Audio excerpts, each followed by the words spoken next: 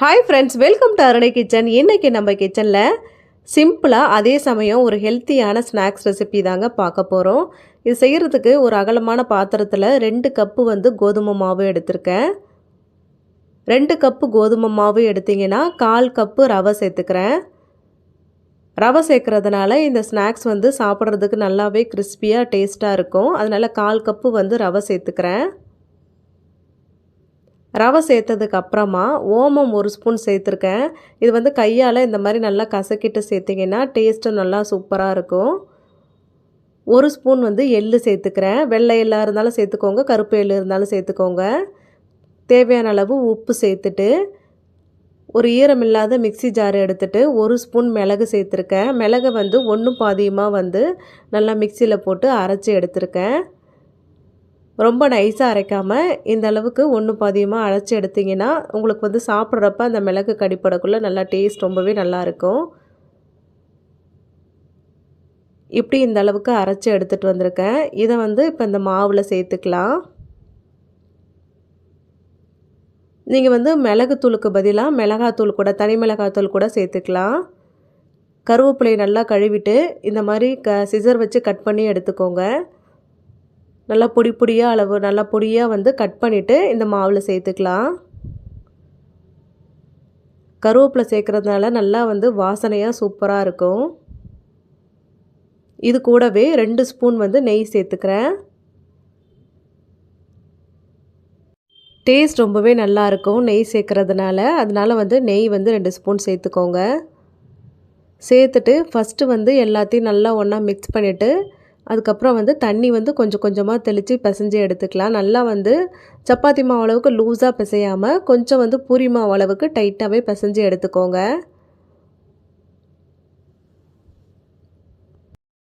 கொஞ்சம் கொஞ்சமாக தண்ணி சேர்த்து நல்லா பிசைஞ்சு எடுத்துக்கிறேன்.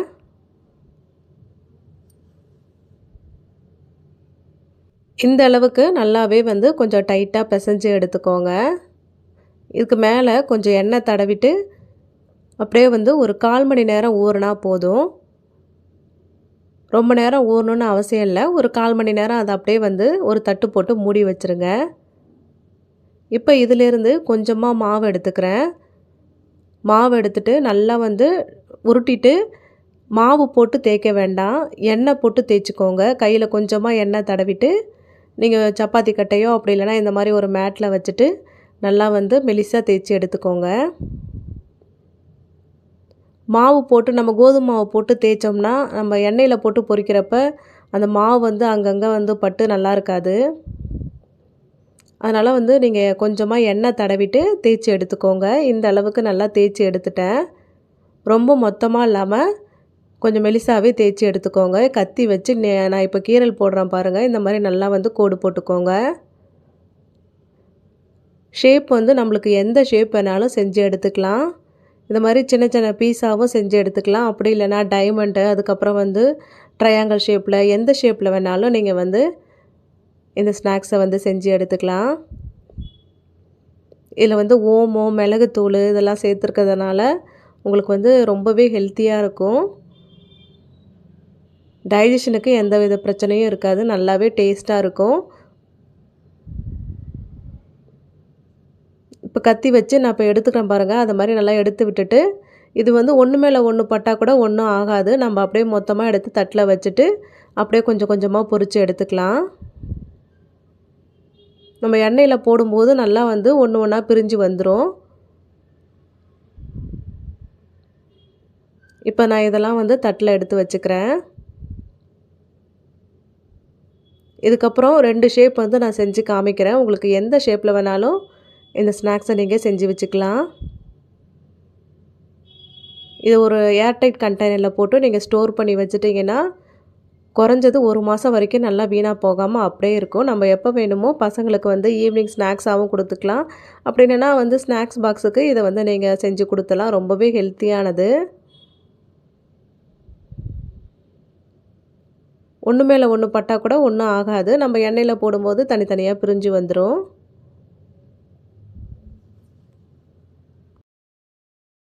நான் இதை 2 தட்டில் எடுத்து வச்சுருக்கேன். ஃபஸ்ட்டு ஒரு தட்டு போட்டு முடிச்சதுக்கப்புறம் 2வது தட்டையும் அப்படியே வந்து போட்டு அப்படியே எண்ணெயில் கொட்டி பொரித்து எடுத்துப்பேன். இந்த மாதிரி மொத்தமாக வச்சாலும் ஒன்றும் பிரச்சனை இல்லை. இப்போ நான் வந்து இன்னொரு ஷேப் உங்களுக்கு செஞ்சு காமிக்கிறேன். அதே மாதிரி கொஞ்சமாக மாவு எடுத்து நல்லா வந்து மெலிசாக தேய்ச்சிட்டு இப்போ 4 பக்கமும் கட் பண்ணி அப்படியே எடுத்துடுறேன். அந்த மாவை எடுத்துட்டு இப்போ நான் வீடியோவில் காமிக்கிற மாதிரியே நல்லா வந்து கோடு போட்டுக்கோங்க. கோடு போட்டுட்டு ஸ்ட்ரெயிட்டாக வந்து கோடு போட்டதுக்கப்புறமா அப்புறம் இந்த சைடு வந்து இப்படி கிராஸாக கோடு போட்டிங்கன்னா உங்களுக்கு வந்து டைமண்ட் ஷேப்பில் கிடச்சிடும். இதுவும் ஒரு ஷேப்பு. ரொம்ப வந்து மொத்தமாக தேய்ச்சிடாதீங்க, அப்புறம் வந்து நல்லா இருக்காது. கொஞ்சம் இந்த அளவுக்கு மெலிசாக தேய்ச்சா தான் நல்லா வந்து கிறிஸ்பியாக சூப்பராக இருக்கும். அப்போ வேகிறதுக்கு வந்து மொத்தமாக தேய்ச்சிட்டிங்கன்னா வேகிறதுக்கு கொஞ்சம் நேரம் டைம் எடுக்கும். அந்த அளவுக்கு கிறிஸ்பியாக இருக்காது மொத்தமாக தேய்ச்சிட்டிங்கன்னா. இப்போ பாருங்கள் டைமண்ட் ஷேப்பில் கிடச்சிருச்சு. அடுத்து வந்து ரவுண்டாக தேய்ச்சிட்டு இப்போ 4 பக்கமும் கட் பண்ணி எடுத்துடுறேன். எடுத்துட்டு இப்போ ட்ரையாங்கிள் ஷேப்பில் கட் பண்ணி காமிக்கிறேன். இதை வந்து 3ஆக கட் பண்ணிவிட்டு இப்படி இந்த வாட்டை கட் பண்ணி எடுத்திங்கன்னா உங்களுக்கு ட்ரையாங்கிள் ஷேப்பில் கிடச்சிடும். ஷேப் வந்து உங்கள் இஷ்டம்தான், எந்த ஷேப்பில் வேணாலும் செஞ்சு எடுத்துக்கோங்க. ரொம்பவே சூப்பராக இருக்கும். குழந்தைகளுக்கு இது நல்லா பொரிச்சிட்டு அப்படியே வந்து ஸ்நாக்ஸ் பாக்ஸில் கொடுத்து விட்டிங்கன்னா சாப்பிட்டுட்டு வந்துடுவாங்க. இப்போ எண்ணெய் நல்லா காய வச்சுட்டு இப்போ ஒன்று போட்டு பார்த்தா நல்லா பொரிஞ்சு வருது. இப்போ எல்லாத்தையும் நான் போட்டு எடுத்துக்கிறேன். நல்லா வந்து இது மாதிரி ஒரு ஜல்லிக்கரண்டி வச்சு நல்லா வந்து திருப்பி விட்டுக்கலாம். நல்லா வந்து இந்த அளவுக்கு பொன்னிறமாக வந்ததுக்கப்புறம் எடுத்துடலாம்.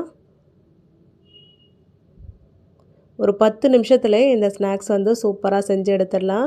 கண்டிப்பாக ட்ரை பண்ணி பாருங்கள். டேஸ்ட் வந்து ரொம்பவே சூப்பராக இருக்கும். நல்லா கிறிஸ்பியாக இந்த ஓமம், எள்ளு இதெல்லாம் சேர்த்துருக்கிறதுனால டேஸ்ட் ரொம்பவே நல்லாயிருக்கும். நீங்கள் மிளகுத்தூள் சேர்த்துருக்கிறதுனால உங்களுக்கு வந்து எந்த பிரச்சனையும் இருக்காது.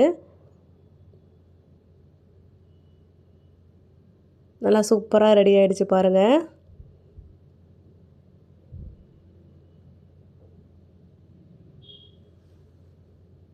இதே மாதிரியே அடுத்தடுத்து செஞ்சு வச்சுருக்கிறதையும் போட்டு எண்ணெயில் போட்டு பொரித்து எடுத்துக்கலாம். நீங்கள் மொத்தமாக போட்டால் கூட எண்ணெயில் போட்டதுக்கப்புறம் நல்லா வந்து பிரிஞ்சு வந்துடும். இந்த மாதிரி பொன்னிறமாக வந்ததுக்கப்புறம் நீங்கள் எடுத்துக்கலாம். ரொம்பவே சிம்பிளாக அதே சமயம் ஹெல்த்தியான ஸ்நாக்ஸ் ரெடி ஆகிடுச்சு. கண்டிப்பாக நீங்கள் எல்லோரும் வீட்டில் ட்ரை பண்ணி பாருங்கள். ட்ரை பண்ணி பார்த்துட்டு எப்படி இருந்துச்சுன்னு கமெண்ட் பாக்ஸில் கமெண்ட் பண்ணுங்கள். இதே மாதிரியே எல்லாத்தையும் நான் பொரித்து எடுத்துட்டேன். எனக்கு 2 கப்பு மாவு போட்டதுக்கு இவ்வளோ அளவுக்கு வந்திருக்கு. இப்போ நான் இதை வந்து உங்களுக்கு உடச்சி காமிக்கிறேன் பாருங்கள். நல்லா கிறிஸ்பியாக இருக்கும். டேஸ்ட்டு ரொம்பவே நல்லாயிருக்கும். கண்டிப்பாக ட்ரை பண்ணி பாருங்கள். இந்த simple and healthy snacks recipe உங்களுக்கு பிடிச்சிருந்ததுன்னா லைக் பண்ணுங்கள், ஷேர் பண்ணுங்கள். மறக்காமல் அருணை கிச்சனுக்கு சப்ஸ்கிரைப் பண்ணிவிடுங்க. Thank you friends.